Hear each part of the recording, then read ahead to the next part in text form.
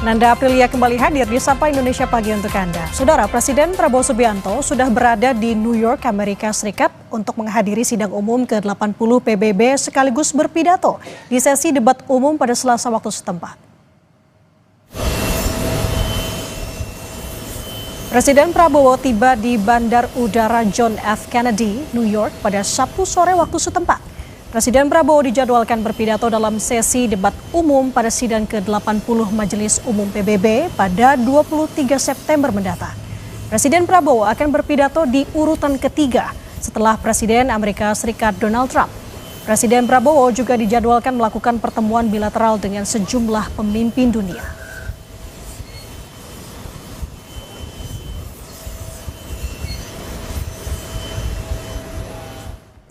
Dari Bandar Udara John F. Kennedy, Presiden Prabowo Subianto menuju hotel tempatnya bermalam selama di New York, saudara. Kedatangan Presiden disambut diaspora Republik Indonesia yang menunggu di sekitar hotel. Diaspora terdiri dari mahasiswa, perwakilan KJRI, dan juga Kedutaan Besar Republik Indonesia di Washington DC.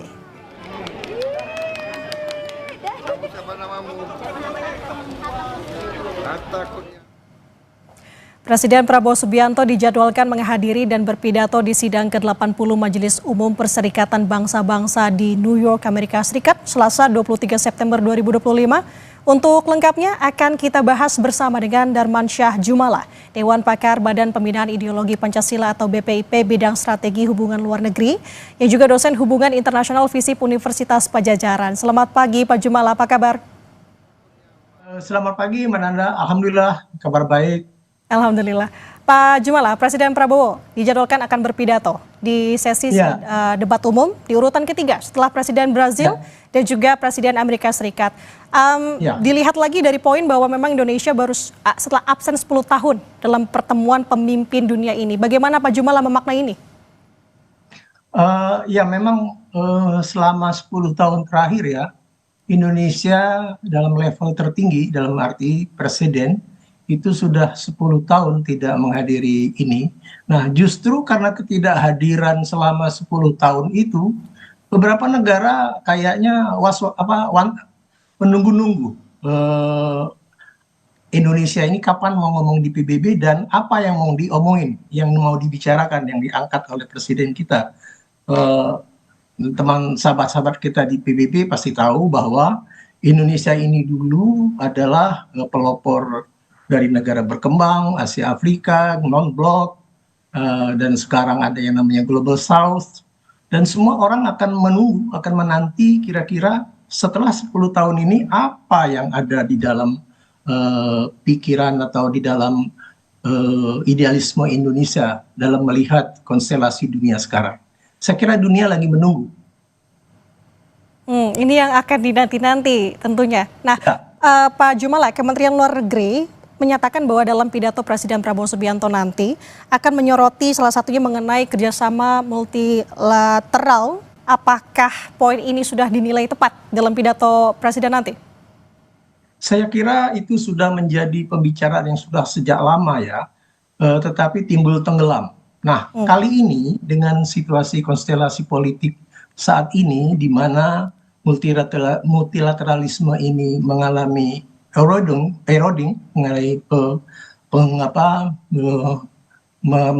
merosot wibawanya karena adanya tindakan unilateralisme dari beberapa negara. Saya kira saat yang tepat untuk mengangkat kembali, menghidupkan kembali sistem multilateralisme, dan itu harus dibarengi dengan adanya upaya reformasi PBB.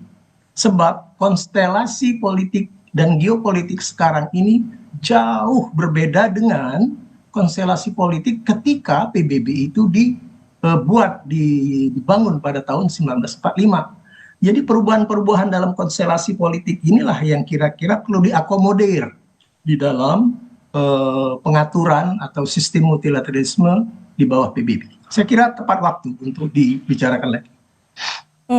Berarti bisa dikatakan ini menjadi angin segar Pak Jumala di tengah merosotnya tadi Anda katakan mengenai semangat multilateralisme global, apalagi saat ini yang tengah digencarkan adalah perdamaian Palestina. Begitu Pak Jumala? Ya, saya kira tepat sekali.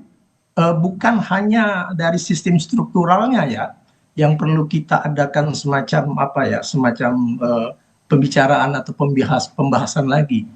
Yang lebih penting dari itu adalah paradigma. Paradigma bagaimana how to conduct foreign policy. Bagaimana kita melaksanakan hubungan luar negeri itu sendiri. Nah, bagi saya pidato Presiden Prabowo kali ini adalah tarikan benang sejarah, benang merah sejarah sejak Bung Karno tahun 1960 sampai tahun 2025 ini. Itu kira-kira sudah berapa tahun itu? Sudah 70 tahun lebih ya. Nah, disitulah kelihatan bahwa Indonesia itu bisa menggunakan Memory of the World yang dikeluarkan oleh PBB melalui UNESCO terhadap pidato Bung Karno tahun 1960. Saya mengharapkan dan saya berharap sekali bahwa anugerah PBB melalui UNESCO itu yang disebut Memory of the World yang isinya mengakui Pancasila itu sebagai nilai-nilai universal yang dapat dijadikan kompas moral dan etika di dalam hubungan luar negeri.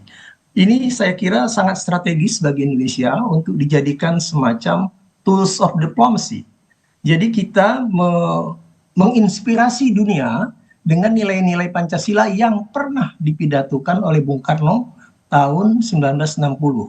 Nah, sekarang tahun 2025 yang ada kesempatannya untuk kita sampaikan melalui pidato Presiden Prabowo atau nanti oleh diplomat-diplomat di PTRI New York untuk disampaikan bahwa yang paling penting setelah reformasi struktural adalah reformasi paradigma.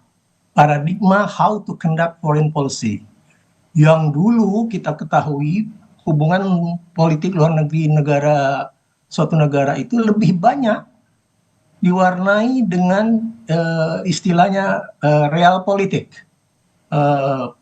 power exercise, diplomasi yang hanya diwarnai oleh cash and carry diplomacy, watak kalkulasi untung rugi. Nah, dengan pidato Bung Karno Pancasila tahun 60 dulu, sebenarnya Bung Karno itu menginspirasi dunia bagaimana melaksanakan politik luar negeri, hubungan antar negara berbasis nilai. Istilahnya value-based diplomacy.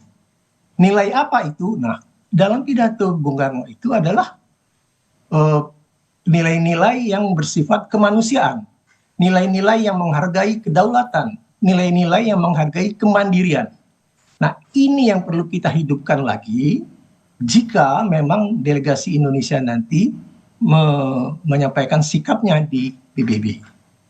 Bukan berlebihan kalau kita bilang ini. Kenapa? Karena PBB sendiri bulan Mei tahun 2023 lalu di UNESCO sudah mengendorse bahwa pidato Bung Karno tahun 1960 itu dianugerahi yang namanya Memory of the World.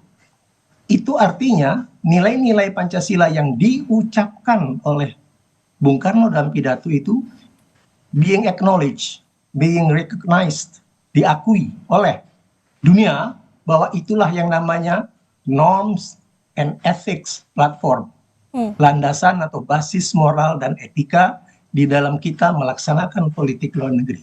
Nah, ini menurut saya strategis sekali bagi Indonesia untuk menginspirasi dunia. Oke, Memory of the World akan terulang kembali dengan salah satu yang digaungkan adalah nilai-nilai kemanusiaan. Ya, ini menjadi penegasan tidak Pak Jumala bahwa ini menjadi momen yang tepat untuk Indonesia mendukung perdamaian Palestina. Apalagi kita sering sekali menggaungkan mendukung Palestina merdeka. Itu dia. Jadi kalau ditanya apakah relevan tuh pidato Bung Karno Pancasila yang tahun 60 itu, ya relevan banget. Kenapa? Dengan adanya pidato Pancasila Bung Karno dulu, beliau mengangkat nilai-nilai kemanusiaan, kedaulatan, dan kemandirian.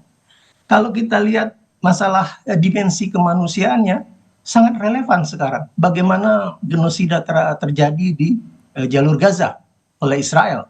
Itu kalau tidak ada dimensi kemanusiaan di dalam how to conduct foreign policy, we can do nothing. Tapi karena didorong oleh nilai kemanusiaan seperti yang diucapkan oleh Bung Karno tahun 60, saya berharap mudah-mudahan Presiden Prabowo juga mengangkat paradigma kemanusiaan ini di dalam how to conduct foreign policy. Jadi di sini kelihatan bahwa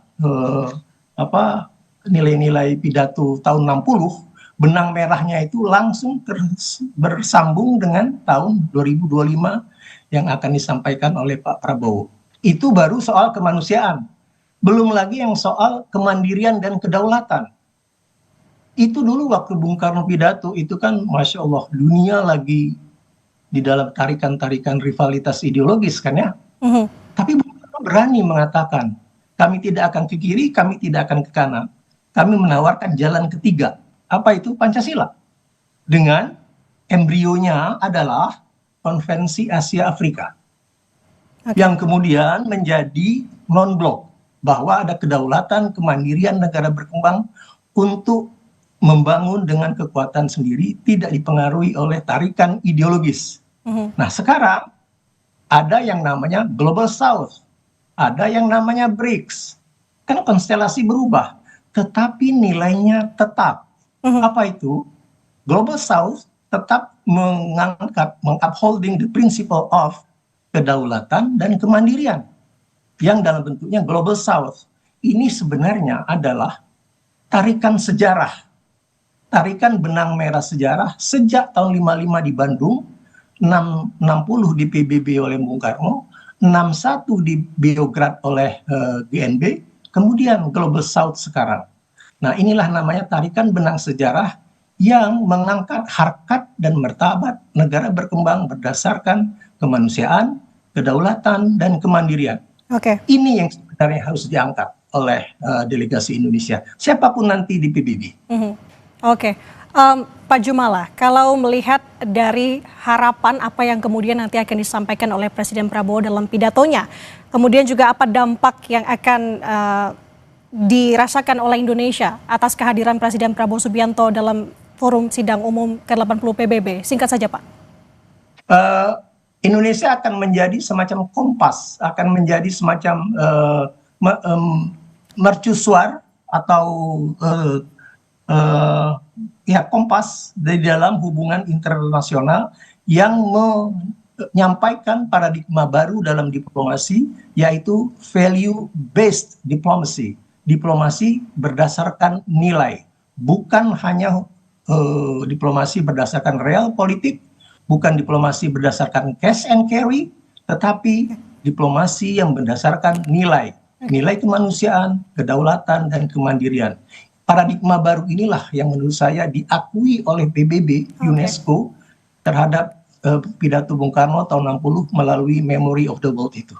Ini menjadi langkah yang baik, momentum yang baik untuk Indonesia. Terima kasih atas pemaparan Anda sudah bersama dengan kami di Sapa Indonesia Pagi. Pak Jarmansyah Jumala, Dewan Pakar BPIP sekaligus dosen hubungan internasional FISIP Unpad. Assalamualaikum Bapak, sehat selalu. Waalaikumsalam, terima kasih.